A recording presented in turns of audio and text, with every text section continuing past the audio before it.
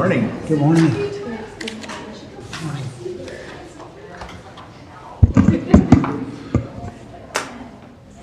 Good morning, everybody. Would like to go ahead and get the meeting kicked off. Today is Tuesday, May 16th, 2023. It's 9:33 a.m. in the boardroom.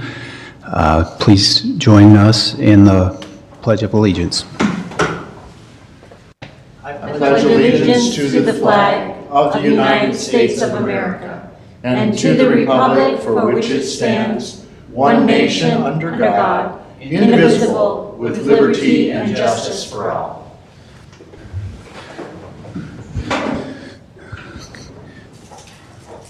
Okay, do we have any agenda deletions at all at this point?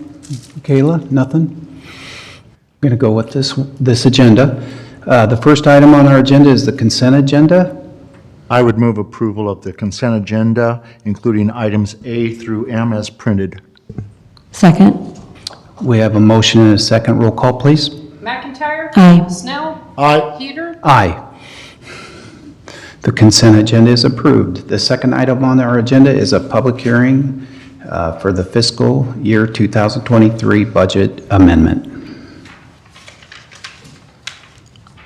Hi, Megan. Good morning. So we're here to, You need a motion, I'm sorry, you need a motion to go into public hearing? I'll make a motion to go into public hearing. Second. Roll call. McIntyre. Aye. Snell. Aye. Peter. Aye. Thank you, Dawn. okay, so I am here to go over the budget amendment. We kind of discussed it in the last work session. The largest expenses that we're looking at here are for the engineering department, and for our capital projects. So completing the Justice Center that was budgeted to be completed in the prior fiscal year, we need an amendment in order to complete it this year, as well as completing the 911 and the secondary road shop projects. So if you look at the funds, the major funds that are being hit are those secondary roads funds, the ARPA fund. We couldn't really predict exactly when each one of those ARPA projects would be paid for, so it's amending that part, and then those capital projects funds.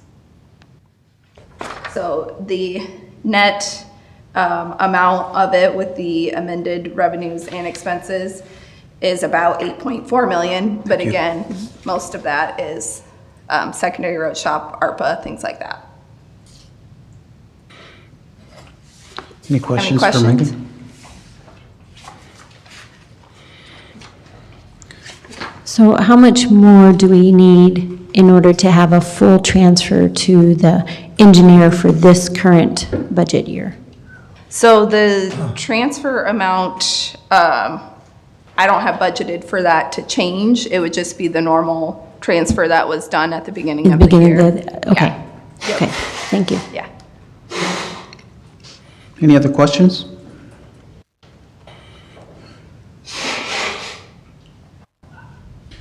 Okay, so do we need to make a resolution on the amendment? Public hearing and then And then we will?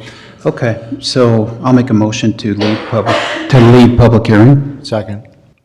We have a motion and a second. Roll call, please. McIntyre. I don't know if we asked the public if they could comment on anything. Oh. you can, Okay. Yeah, let's do that. public hearing. It's a good idea. Is there anybody from the public that would like to discuss the budget amendment? Okay. Anybody online?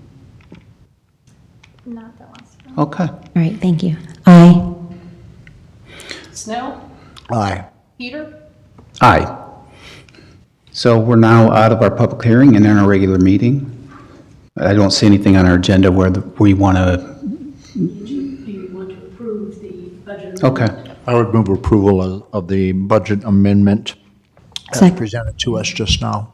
Second. Okay, we've got a motion and a second. Roll call, please. McIntyre. Aye. Snell. Aye. Peter. Aye.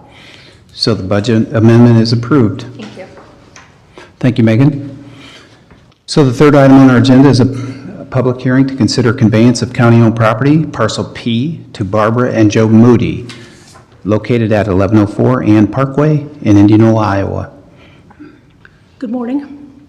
I have set a collection of documents up there before you. We spoke about this quite a while ago, and I need to go into public hearing, don't I? Thank you. I'll make a motion to go to public hearing. Thank you. Second. We have a motion and a second. Roll call. McIntyre. Aye. Snell. Aye. Peter. Aye, we're now in public hearing. We get so focused on just giving information, we forget those things. I apologize. Last February, we spoke about a parcel called Parcel P that is part of property that the county owns within the city of Indianola. I'd been contacted by Devin Moody, who lives at 1104 Ann Parkway in Indianola. His parents own that property. They have been maintaining this Parcel P, which is a triangular piece of property that's within this ditch that the county owns. We talked about whether we would be willing to convey that. Quite a while ago, we talked about that, and during our discussion, it was certainly something the board was willing to consider. Because this property lies within the city of Indianola, the city of Indianola actually had to approve the plat of survey, and they have done that. In those documents that I've given to you, the resolution number 2023-071 is their approval of their resolution approving a plat of survey for Parcel P. What I'm asking the board to do today, after we have properly noticed the public by publication in the county recognized newspapers, is to approve the sale of this property, Parcel P, to Barbara and Joe Moody for $100 plus cost of publication, and the county will quit claim its interest in that parcel to the Moody's.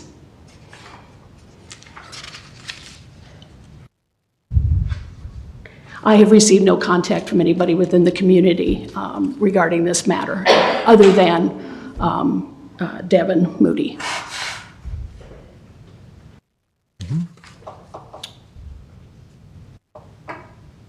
Questions for Dawn? No. No. Okay. So I'm going to go ahead and make a motion. You need to go out of public hearing Oh, first. thank you. I'll make a motion to go out of public hearing. Is there anybody from the public that would like to discuss this matter?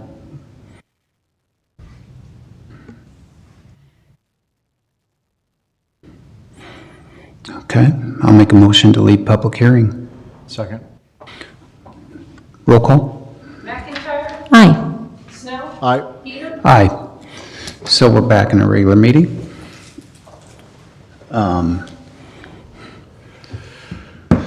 Be it resolved that the Warren County Board of Supervisors hereby approves the sale of county-owned property Parcel P, legally described as Parcel P, a parcel of land now included in and forming a part of the northwest quarter of the southwest quarter of Section 24, Township 76 North, Range 24 West of the 5 PM City of Indianola, Warren County, Iowa. Sale of the property is to Barbara and Joe Moody for $100 plus publication costs. Said real estate will be conveyed by quit claim deed. That is my motion. Second. Are there any other hearings to waive? No. Okay, Only have to have one hearing. great. Thank you for asking. Good question. We have a motion and a second. Roll call, please. McIntyre. Aye. Snell. Aye. Peter. Aye. Thank you very much, Don. Thank you. The fourth item on our agenda is to consider the May 2023 Mental Health Month proclamation with possible action. That's not you? Betsy submitted it. Let's see here. So. Yeah, that's correct. Okay, so I'm going to make this proclamation. I'll read this. Is that the correct procedure, Dawn? Okay, I'd like to make the proclamation, Mental Health Month 2023. Look around and look within. Whereas the area that someone lives in plays a significant role in their overall health and well-being, and whereas surroundings can impact if, how, and when a person's needs are met, which in turn affects mental health. And whereas having safe, stable, and healthy home conditions set the foundation for achieving and maintaining good mental health. And whereas with early and effective interventions, those individuals with mental health conditions can recover and lead full, productive lives. And whereas each business, school, government agency, healthcare provider, organization, and citizen shares the burden of mental health problems and has a responsibility to promote mental wellness and support prevention efforts.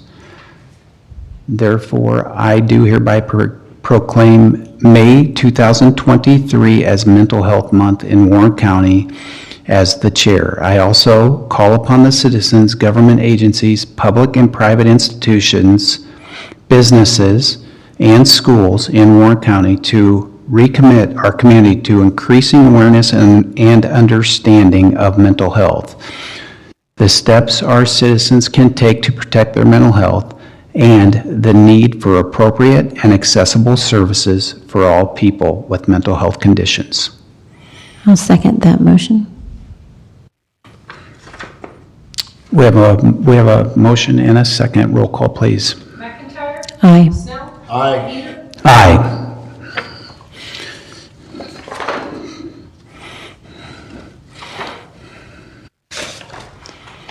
Okay, so be it. Item number 5, consider the approval of updated general assistance program guidelines with possible action. These were policies that were discussed in a work session, and the purpose of these policy changes are to remove barriers for the money in our budget to get to the people in need of assistance. So I'll turn it over to Sarah. Thank you for being here. Good morning, thank Good you. morning. My name is Sarah Downard, and I'm representing the Department of Warren County General Assistance. Just to kind of lay some foundation for where this is coming from, I brought with me our most update, I'm not sure who to hand this to, for our budgeted year for fiscal year '23. Our shelter relief, utility relief, funeral, medical. Those are our funding buckets that we utilize, and I have there a fiscal year balance for where we're at with each one of those buckets in comparison to what our balance currently is with, technically we're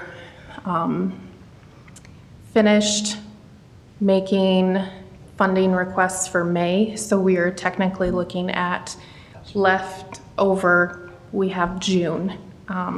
So we're looking at a balance for our shelter relief of approximately $94,000. Utilities, a little over $10,000. Funeral, just a little over $14,000. And medical relief just over 600, with a grand total of relief balance of about $120,000. So looking at that balance and looking at also what are some of our hurdles for our residents and looking at the needs. We have an approved number of 129 households that have received funding approvals, and a total of 55 households that have been denied this fiscal year so far. Of those, we have 36 that have been over household income.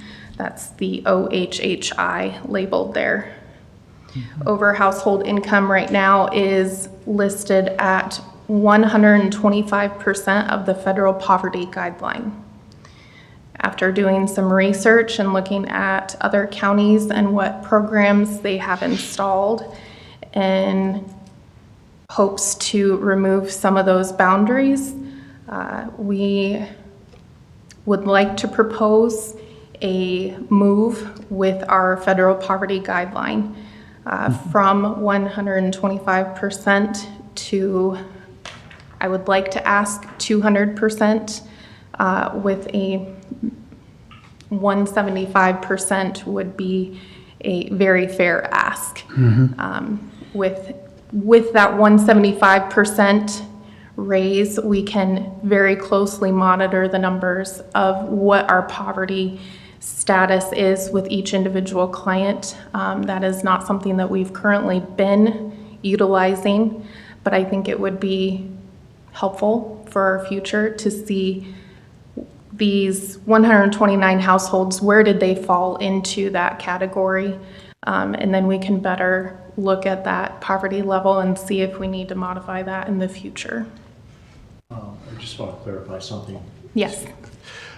You mentioned, did you say 200% at the start of that? Yes. Could you clarify? I'm a Yep. little confused what you Yes. just said. So currently, we use the federal poverty guidelines to look at our income eligibility. Right now, our federal poverty guideline of 125% puts a one-person household of a monthly income of $1,416. Okay. My household is a four-person household, so I'm going to look at that number real quick. $2,891. That's a gross number. We're looking at my initial proposal in our work session would have been for that four-person household at a 200% of the federal poverty guideline would be $4,625 for that gross number. So in essence, if a household is making that number or less in their gross, we would be approved funding for them. That 175% that is that next step down, that four-person household is going to be $4,735. And the one-person household would move to $1,982. And the way I understand it is you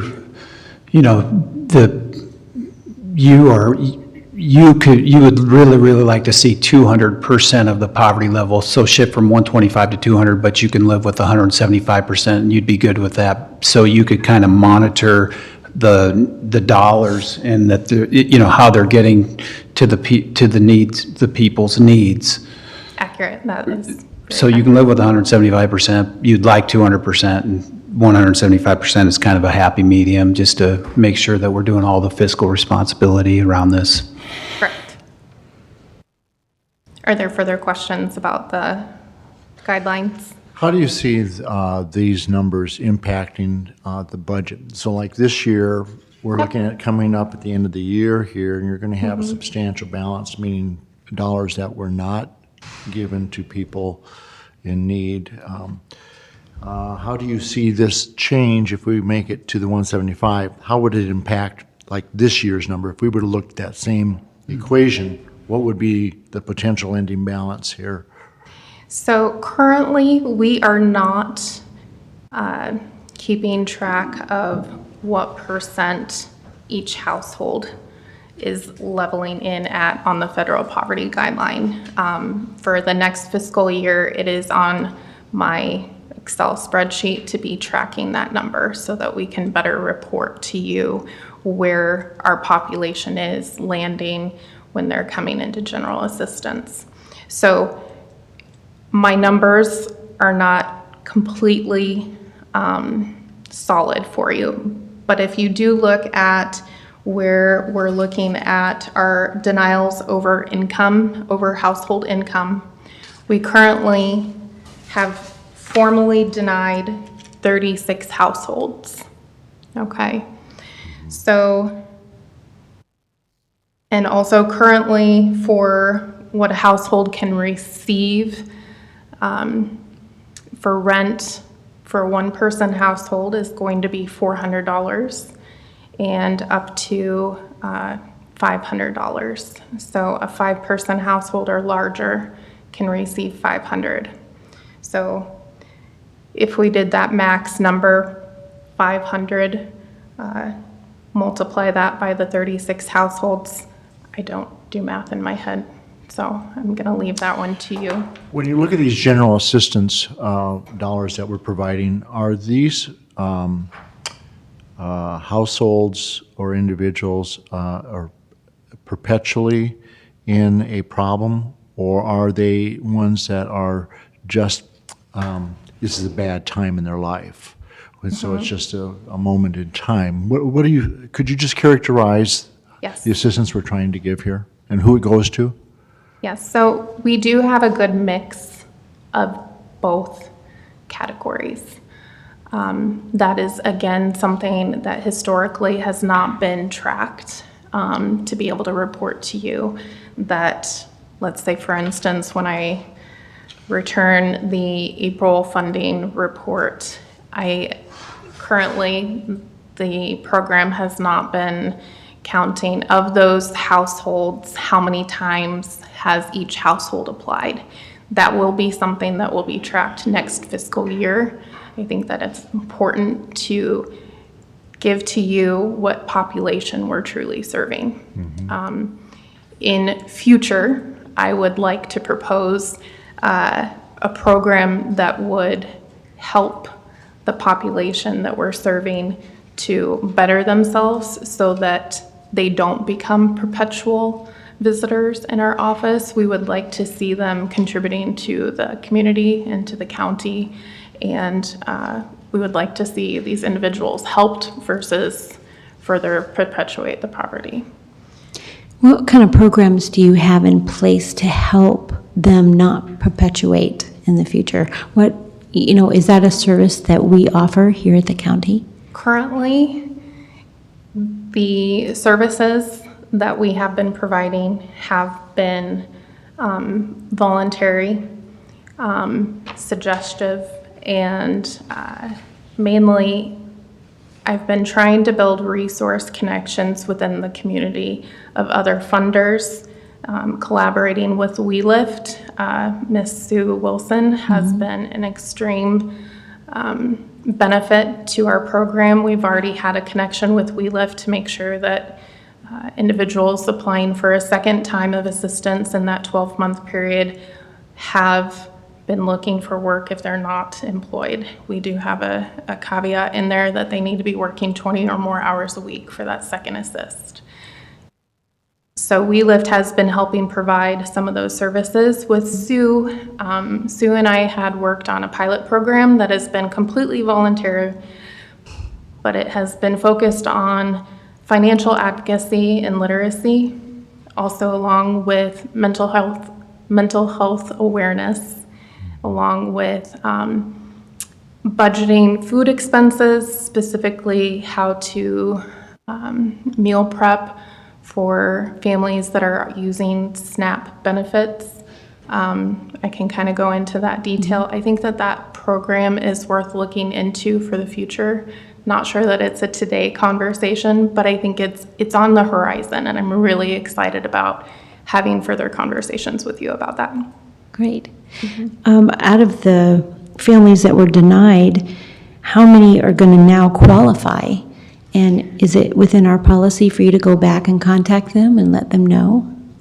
I don't believe it would be within our policy or our reach to be able to go back and give modified help.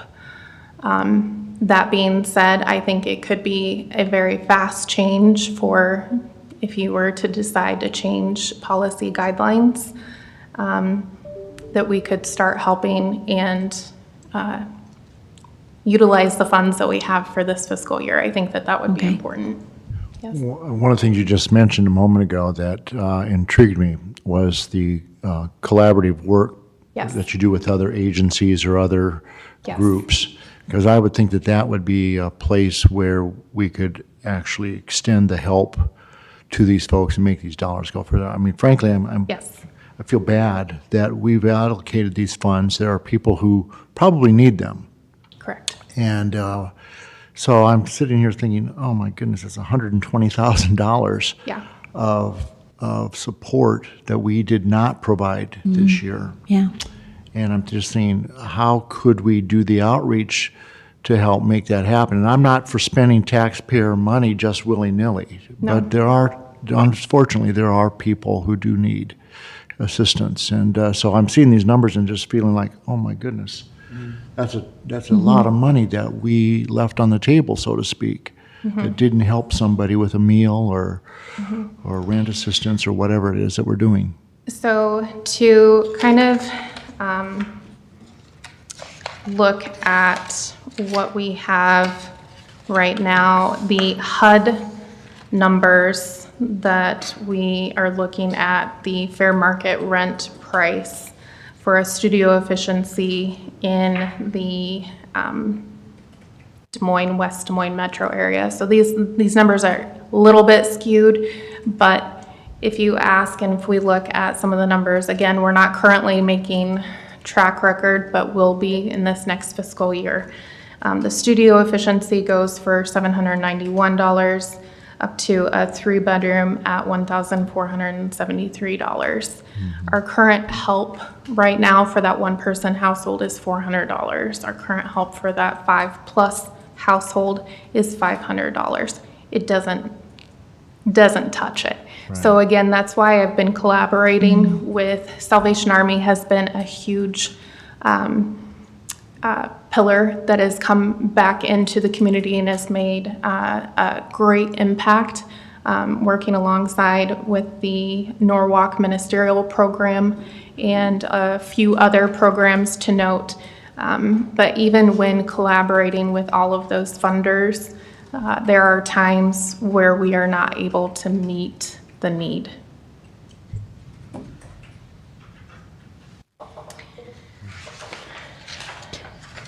Go ahead. With you saying that, why is your recommendation so small for updating these then? Is it because of the amount of funds that you have currently available that you see future clients coming in, or?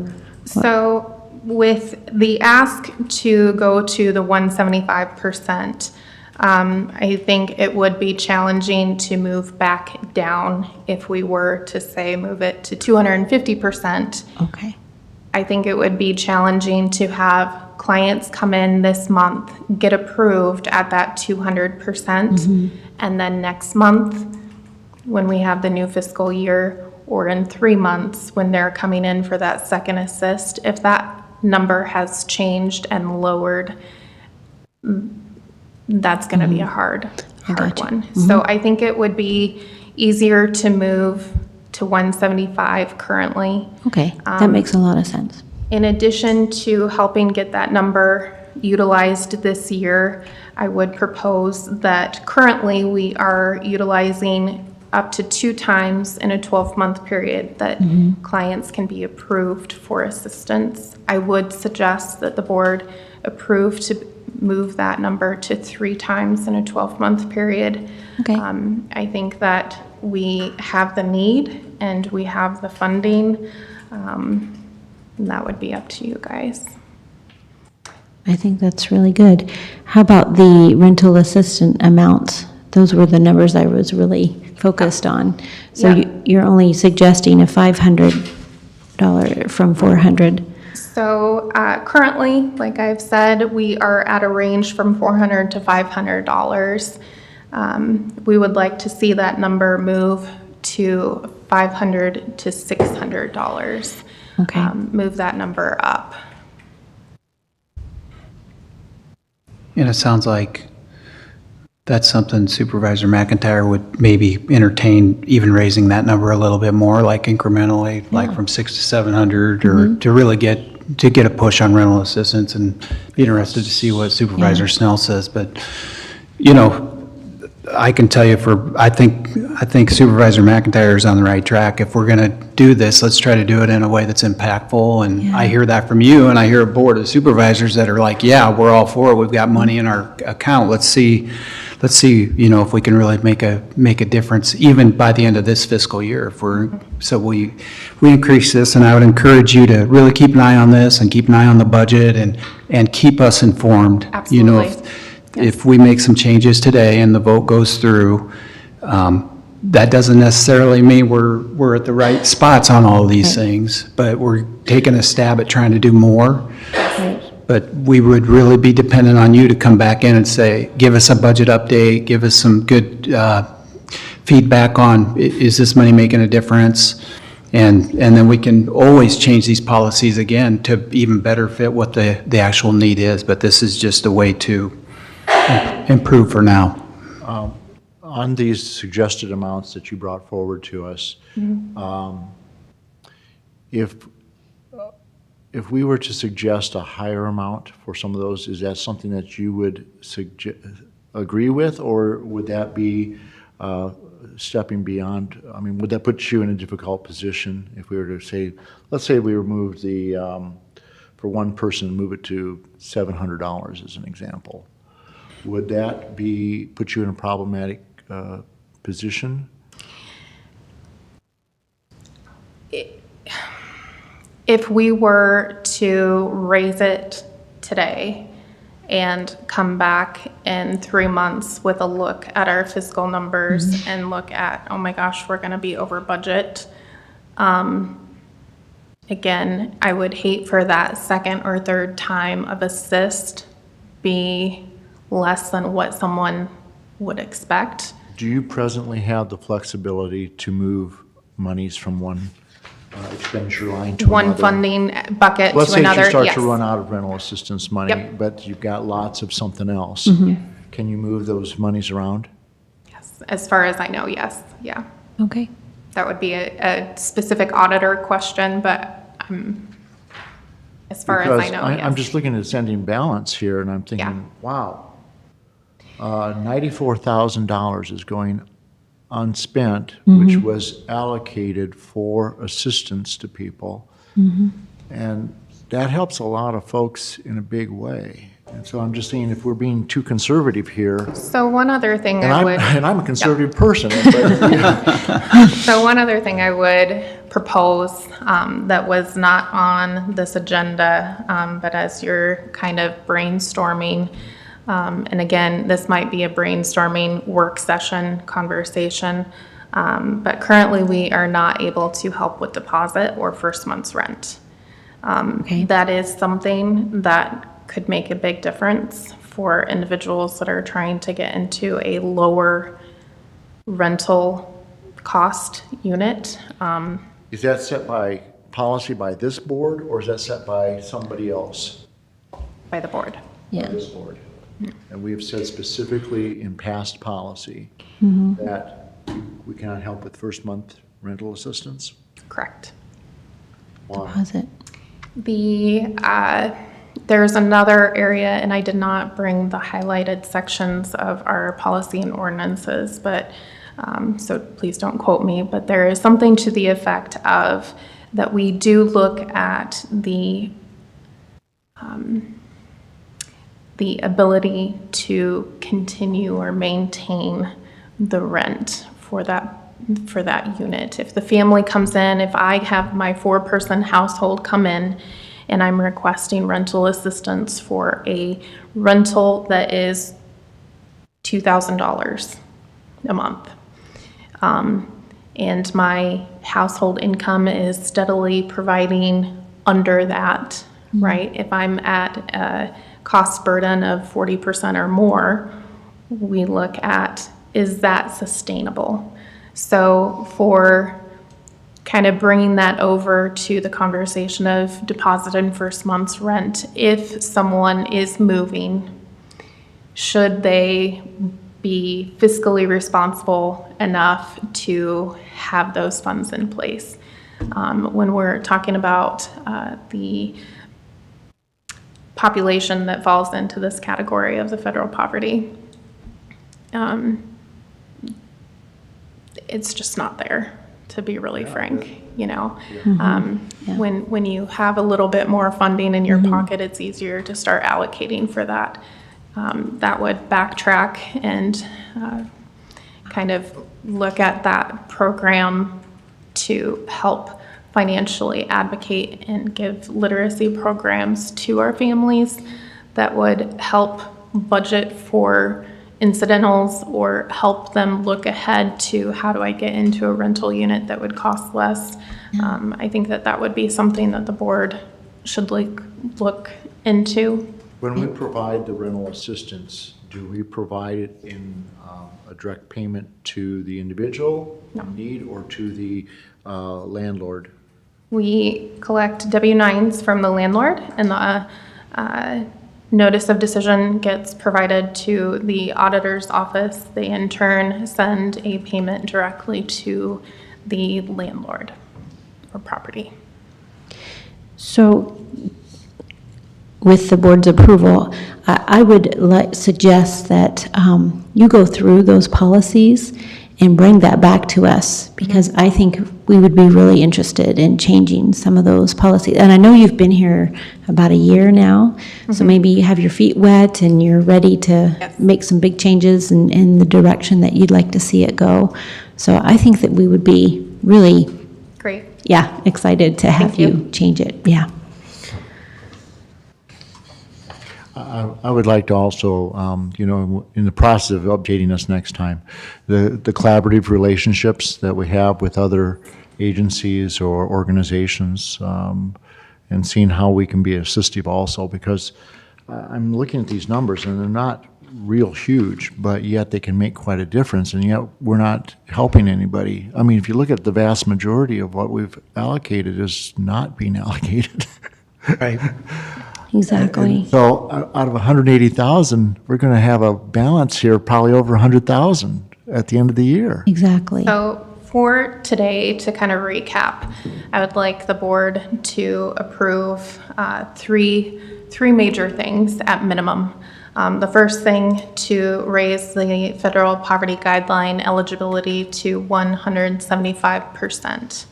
The second item would be to raise the utilization of assistance to 3 times in a 12-month period.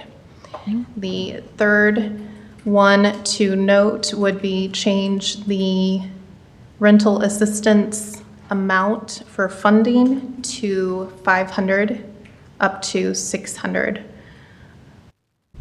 Okay. And then I also noticed you wanted to take out the director discretion.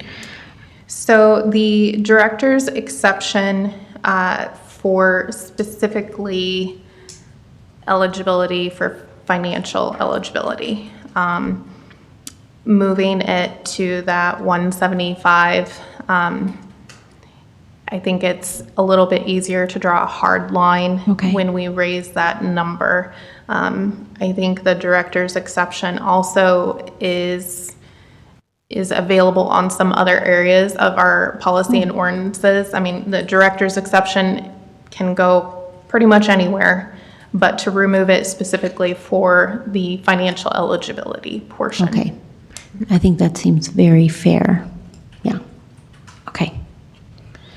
Well, I will make that motion then. Can I just add Sure, one quick sorry. thing, or ask? In the resolution that's in our packet, it says the effective date would be July 1st, 2023. You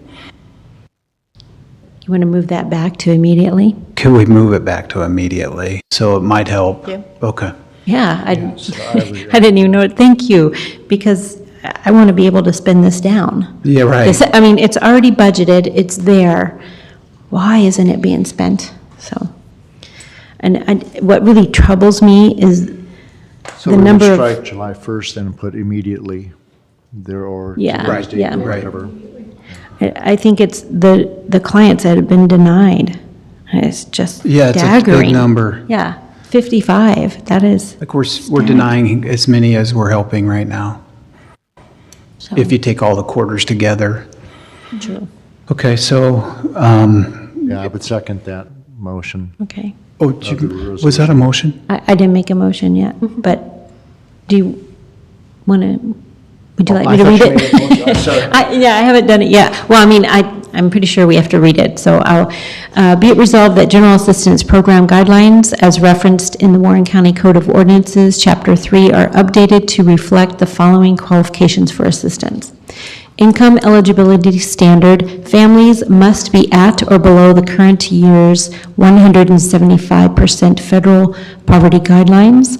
The maximum benefits for all basic needs during any 12-month period. Assistance can be utilized for up to 3 months in a 12-month period.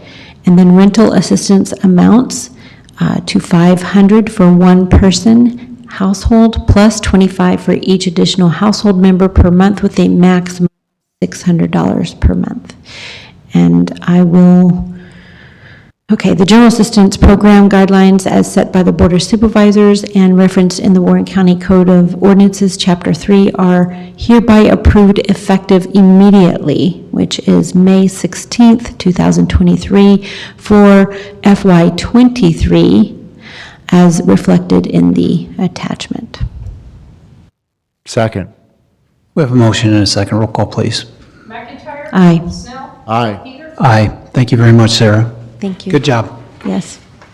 And we look forward to seeing you again. Yeah. That was a good discussion. Thank you.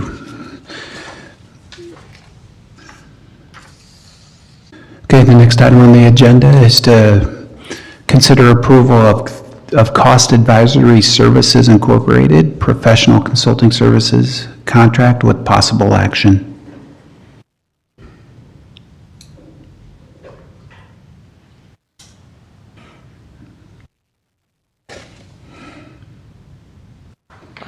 What is this for? Does anybody know what this is? Yeah. They do this yearly. They come in and they get money for us from DHS and the local administrative expense. Okay. I think this came in when I was out, but they do one of our reports that's required for our audit, as well as it helps show that we're following like federal regulations for DHS, and it shows what expenses from the general fund actually cover like some of the departments that are basically funded through grants, but obviously there are some certain expenses that actually end up coming from our general fund, and it's a report. They put together all of the information for that. Okay. Do you know the time frame of this? I ask only because I know that the state has decided to combine DHS with other agencies, and I'm just wondering if this is going to affect that reporting or not, or? I don't know for sure. They do it every fiscal year, so they've already done our state audit for our state 23. audit that we're wrapping up right now. Okay.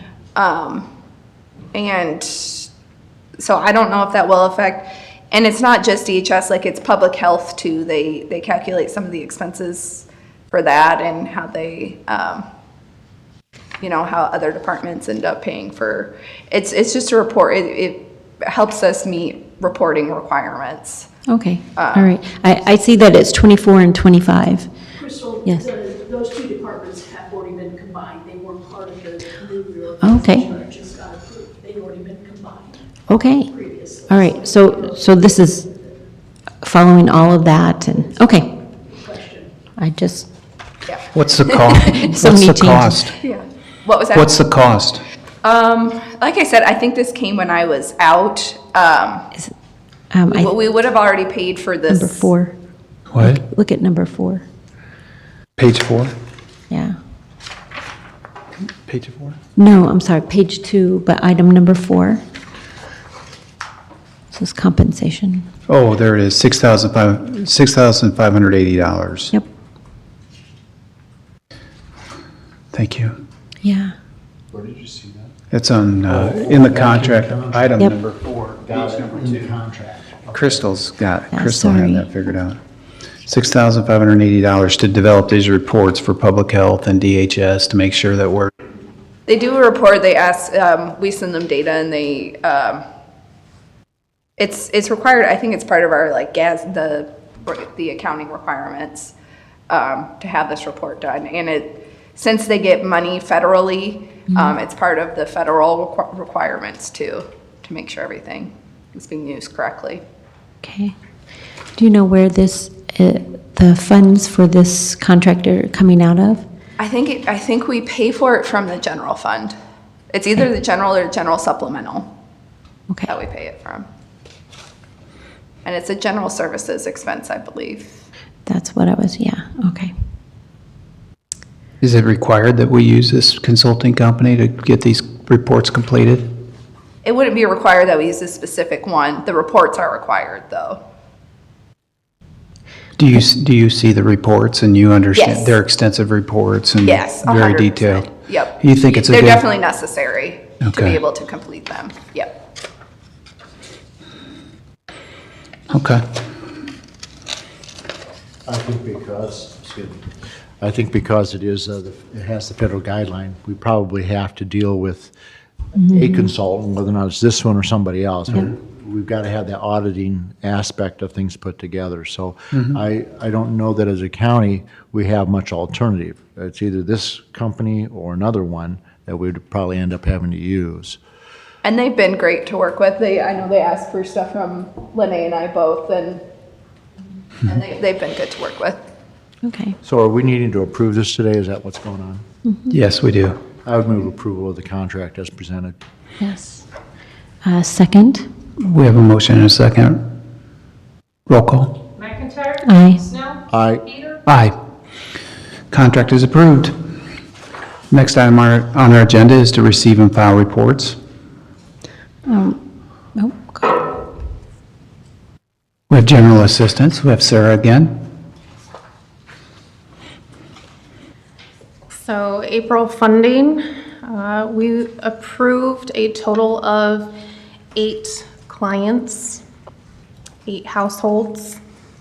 We had a total of $2,450 that went towards rental assistance. And we also had 2 funeral or cremation requests for a total of $3,800. Our total relief was $6,250. We do have a breakdown that we had of that 8 total clients approved, that 2 of those households were receiving a Social Security benefit. That is something that we monitor. We do, if someone is applying for Social Security and has not gotten that yet, Social Security disability specifically, we do have a method of reimbursement. If once that household is approved, we can get some funding back as a county. So that's one of the reasons why we look at that. We also look at the veterans because we do in our policy require that they utilize veteran benefits before they come to the general assistance program. We can look at that. Households denied for the month of April was a total of 5 households. 4 of those would have been over household income, so over that federal eligibility guideline that we just modified.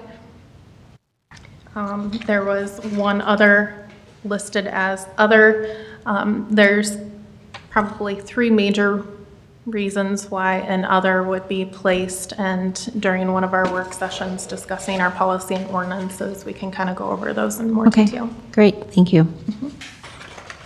Any questions? I don't think so. It's a good report. Thank you. Thank you. Any other reports to be presented?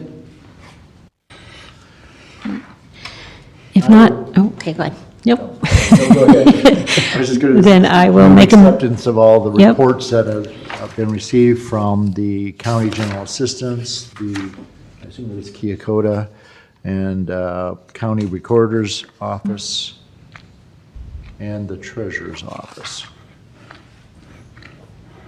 I have general assistance, Humane Society recorder, and sheriff's quarterly billing report. So Okay. We just didn't receive that in our packet, though. Was that?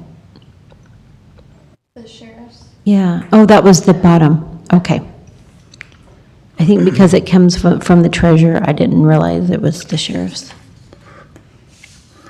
Okay, so we have a motion, and was that a second, Crystal, or? Yes, Okay. We have a motion and a second, so roll call, please. McIntyre? aye. Snell? Aye. Peter? Aye. The next item on the agenda is the supervisor's report. I'm going to have to pass my opportunity to report out, lack of Right. time to put it together. But by all means, if the other supervisors want to report out. Sure. You had some meetings, so I'm sure you were busy. We had 3 Board of Supervisors work sessions and 2 closed sessions since our last board meeting. I participated in the Essex Board Region 1 RIC, which is the Regional Interoperability Committee, and then attended the budget hearing for FY '24 for 911 Board as a citizen. Thank you, Crystal. Well, I would echo very much what my colleague has just said. I had work sessions and board meetings, same ones. We've also have some interesting activity coming up this week.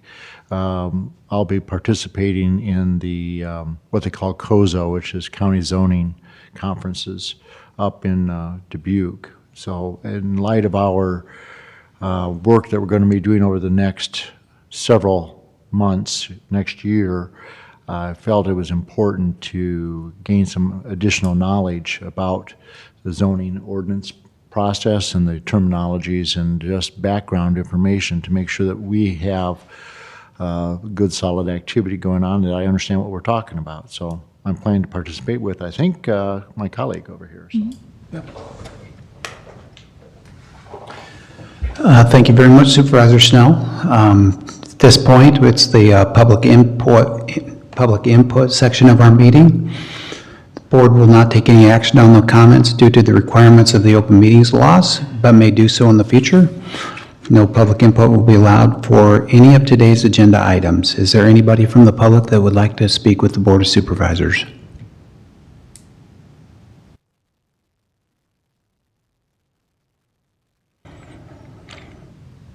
Okay. Our next meeting date is June 6, 2023 at 9:30 a.m. I'll make a motion to adjourn. Second. We have a motion and a second. Roll call, please. McIntyre? Aye. Snell? Aye. Peter? Aye. Meeting is adjourned.